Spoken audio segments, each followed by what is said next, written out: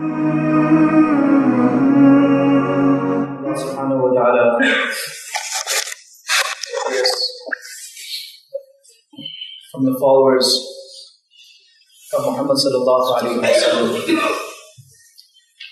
and from the followers of Ibrahim alayhi salatu wa salam. And in the Quran, Allah subhanahu wa ta'ala tells us that it's Ibrahim alayhi salatu wa salam who gave us the title of Muslim.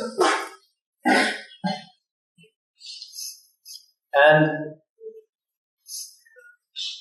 Allah subhanahu wa ta'ala also explains in the Quran about the importance and the necessity, in fact, of holding fast to the teachings of Ibrahim alayhi salatu wasalam, which were, in fact, teachings common to many Anbiya alayhi salatu wasalam, and the teachings of Rasulullah sallallahu alayhi wasallam, which were, in fact, a completion of the teachings of all the Anbiya alayhi salatu wasalam.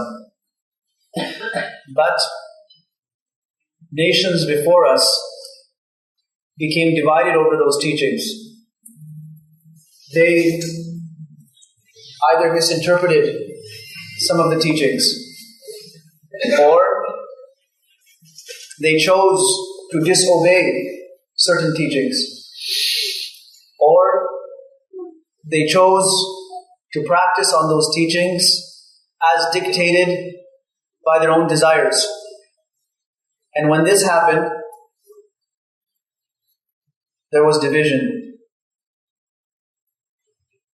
disunity, and there were many, many battles and wars fought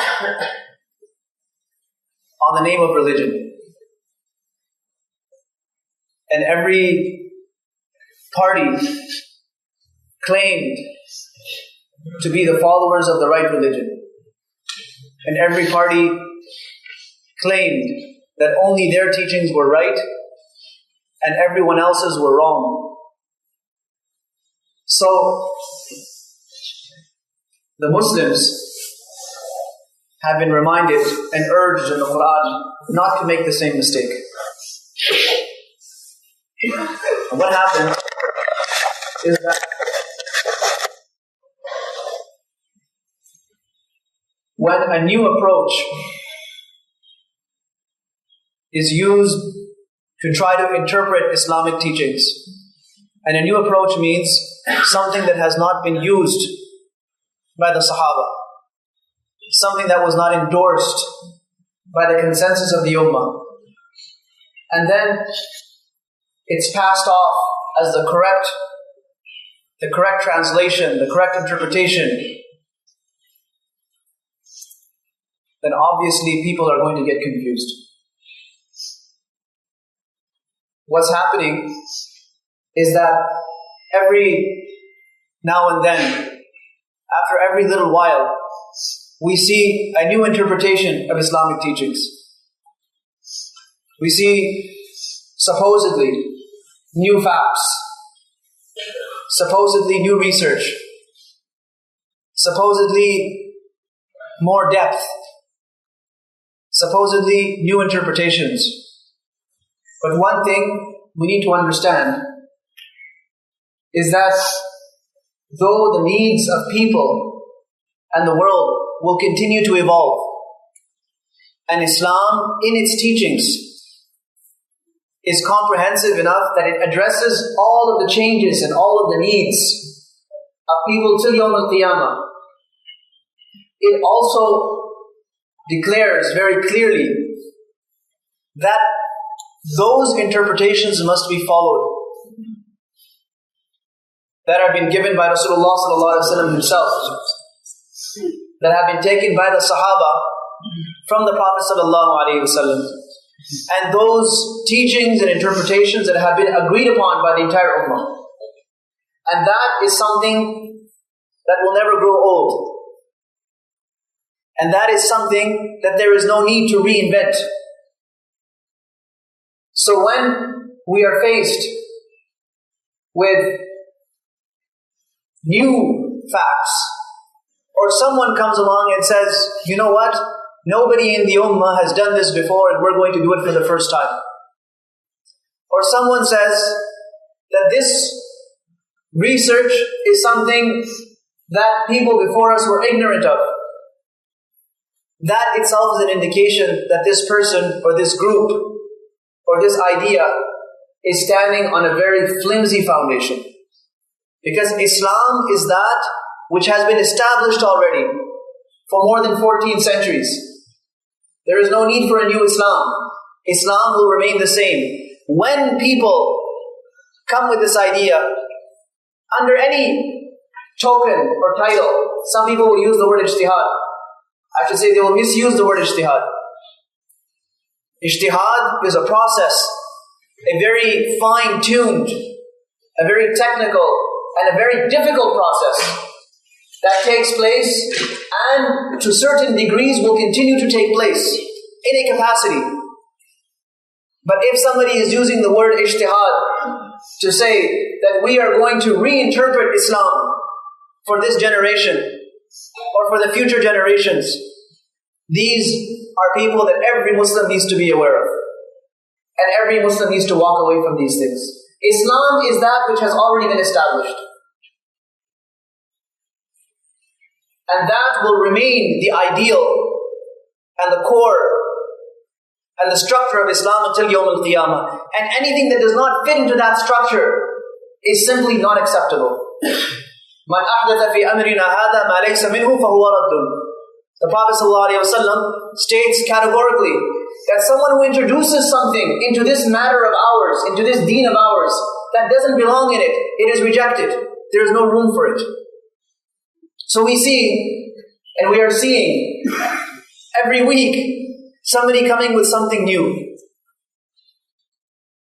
And the confusion arises when all of us, as a general community, or as a population, are exposed to those new ideas and facts. Sometimes through channels like YouTube, or just on the internet at large. And we have so many interpretations, so many opinions, so many points of view, and everyone is declaring their point of view to be correct. The average Muslim can very easily be confused. It's a fact. So what do we do about it? What we do about it is that we as Muslims hold on very strongly to the deen that we know, to the deen that has been established, tried and tested by centuries of Muslims and centuries of scholarship. That is an unshakable foundation. And if you go here and there into these niches and into these small paths that people are sort of trying to pave, then there is nothing but confusion and there is nothing but deviance at the end of those paths. It's not something to be happy about. It's something to be very worried about. That today people are using Quran and Hadith to lead the masses astray or to throw them into confusion. To the point where people's faith, their belief and their trust in even the basic principles of Islam is wavering. Things that no Muslim would ever second guess, now Muslims are confused about. The same basic beliefs that the Sahaba radiallahu anhum held, today it's become a challenge to hold on to those beliefs. Simply because we are allowing ourselves to be inundated with so many different sources of information. So, the advice is, don't become a sponge that absorbs anything and everything that's placed on it. Don't become a sponge. A sponge will absorb water, it will absorb juice, it will absorb milk, and it will also absorb poison. It will absorb anything. A Muslim cannot be a sponge who is just soaking up everything from everywhere. And this is where A great deal of confusion and disunity is taking place in the ummah today. There was a time when the sources of deen were defined.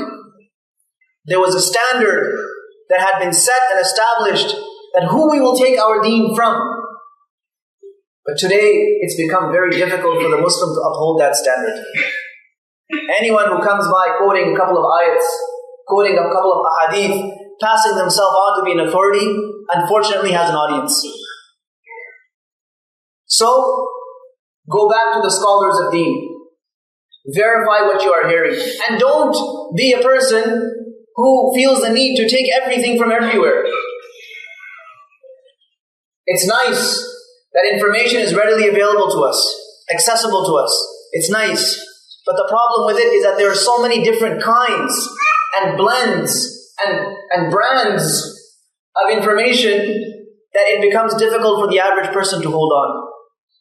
So we should go back to authentic scholars. We should go back to authentic books and take the knowledge that has been established in this ummah. Otherwise, it has been mentioned in hadith very clearly that people will come. That time is not far off when people will come and give their own interpretations of everything, and those things that Allah has deemed halal, they will make them haram for people. And those things that Allah has made haram, they will find ways to make it look like all of a sudden it's now halal. And remember one thing, there is no new Islam or different Islam for the people of North America. There are people out there Allah knows under what influence. They are presenting Islam to North Americans in such a way that we need a different kind of Islam. If you need a different kind of Islam, then the question is it Islam that you're looking for, or is it something else? Because Islam is one and the same. It is uniform across the whole globe. And Islam is followed the same way across the whole globe. And the ahkam of Islam, they remain the same across the whole globe. There is no special section in Sharia that says, okay, if you live in this part of the world, then this and this and this and this and this does not apply to you. Yes, there are certain ahkam, there are certain masail that are unique to people living here. It doesn't mean Islam has changed.